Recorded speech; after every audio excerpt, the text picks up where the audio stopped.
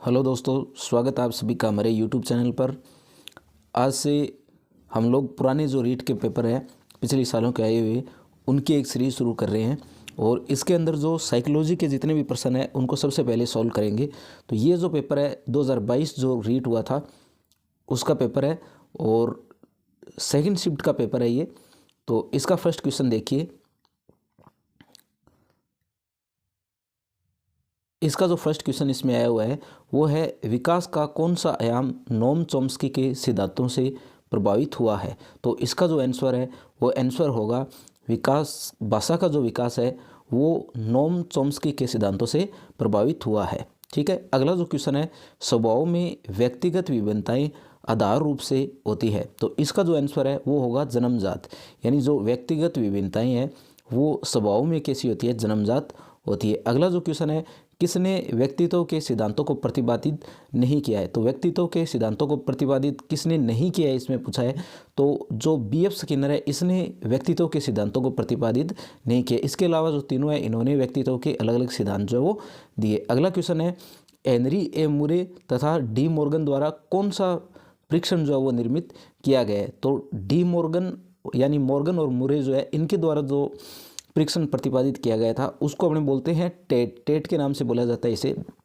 तो इसका जो आंसर है वो क्या होगा, कथानक संप्रत्यक्षण परीक्षण, यानी टेट के नाम से हम लोग इसे जानते हैं। अगला जो क्वेश्चन है, एक बालक की वर्दी से कौन सा कारक संबंधित नहीं है। यानी जो नीचे कारक दिए गए इनमें से बालक की वर्दी से कौन सा कारक जो है वो संबंधित नहीं है। तो इसका जो आंसर है वो क्या होगा, अधिवास, यानी अधिवास जो है इसका सही आंसर है। अधिवास जो है किसको बोला जाता है, डोमिसाइल यानी जो स्थान है उसको बोला जाता है। बाकी वर्दी में पोषण, निद्रा, स्वास्थ्य जो है इन सब का फर्क पड़ता है। ठीक है।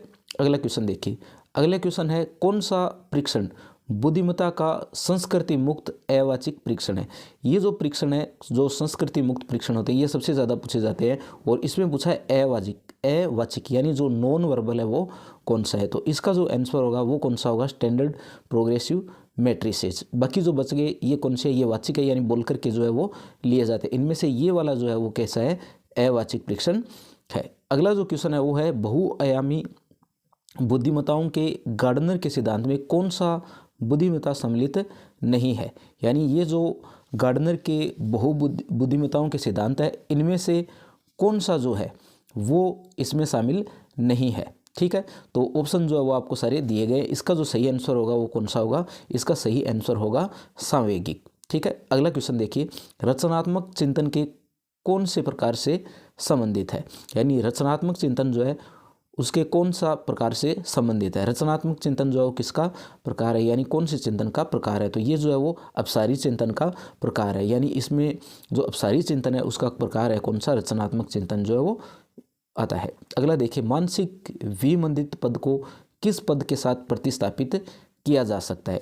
यानी जो मानसिक विमंदित पद है इसको अगर हम लोग प्रतिस्थापित करना चाहें तो कौन सा पद जो है उसके साथ हम लोग इसे प्रतिस्थापित कर सकते हैं। तो इसका जो आंसर होगा वो कौन सा होगा, वो होगा बौद्धिक अयोग्यता। बौद्धिक अयोग्यता जो है इसे प्रतिस्थापित कर सकते हैं। अगला है, व्यक्तित्व की सैद्धांतिक अवधारणा के लिए निम्न में से कौन सा सत्य नहीं है। यानी सैद्धांतिक अवधारणा जो है इनमें से कौन सा जो है वो ऑप्शन जो दिए गए उनमें से सत्य नहीं है। ऑप्शन जो है वो पहला जो दिया है वो क्या है, स्थिर, स्थायी, अनूठा और सामान्य। तो जो सामान्य है वो व्यक्तित्व की सैद्धांतिक अवधारणा के लिए जो है वो सत्य नहीं है। ठीक है। अगला देखिए। अगला क्वेश्चन है, पढ़ने से संबंधित अधिगम अक्षमता को कहा जाता है। तो इसका जो आंसर होगा वो क्या होगा, डिसलेक्सिया होगा। यानी डिसलेक्सिया जो है वो पढ़ने की अक्षमता से प्रभावित है। अगला देखिए, न्यूनतम आधारभूत सुविधाओं से वंचित बालकों को निम्न में वर्गीकृत किया जाता है। यानी इसका जो आंसर है वो क्या होगा, इसका होगा प्रतिकूल परिस्थितिग्रस्त बालक।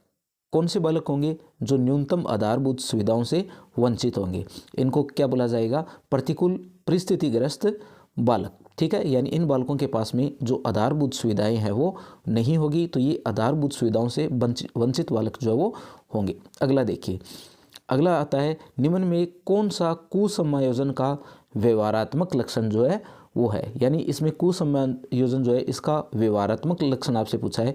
तो व्यवहारात्मक जो लक्षण है वो कैसा होगा, आक्रामकता होगा, यानी आक्रामकता जो है वो व्यवहार में आप लोगों को दिखाई देगी अगर बालक कैसा है, अगर बालक जो है वो कुसमायोजित है। अगला देखिए, इसमें अगला है विशेष आवश्यकताओं वाले बालकों के साथ कौन सी विधि प्रत्यक्ष रूप से संबंधित नहीं है, यानी जो स्पेशल नीड वाले बच्चे हैं उनके साथ में कौन सी विधि जो प्रत्यक्ष रूप से संबंधित नहीं है। तो इसका जो आंसर है वो होगा खेलकूद व अतिरिक्त पाठ्यक्रम गतिविधियों का विकास। ये विशेष आवश्यकताओं वाले जो बालक है उनसे प्रत्यक्ष रूप से संबंधित नहीं है। ठीक है, अगला देखिए, अगला क्वेश्चन है पावलोव द्वारा प्रतिस्थापित शास्त्रीय अनुबंध सिद्धांत को अधिगम को निम्न के द्वारा समझा जाता है, यानी जो क्लासिकल कंडीशनिंग थ्योरी है किसकी है, पावलोव की है, उसको किसके द्वारा समझा जा सकता है, तो इसको साहचर्य जो है उसके द्वारा समझा जा सकता है। पार्ट जो होगा वीडियो का उसके अंदर बचे हुए क्वेश्चन जो है साइकोलॉजी के हम पूर्ण करेंगे। तो ये वीडियो देखने के लिए धन्यवाद।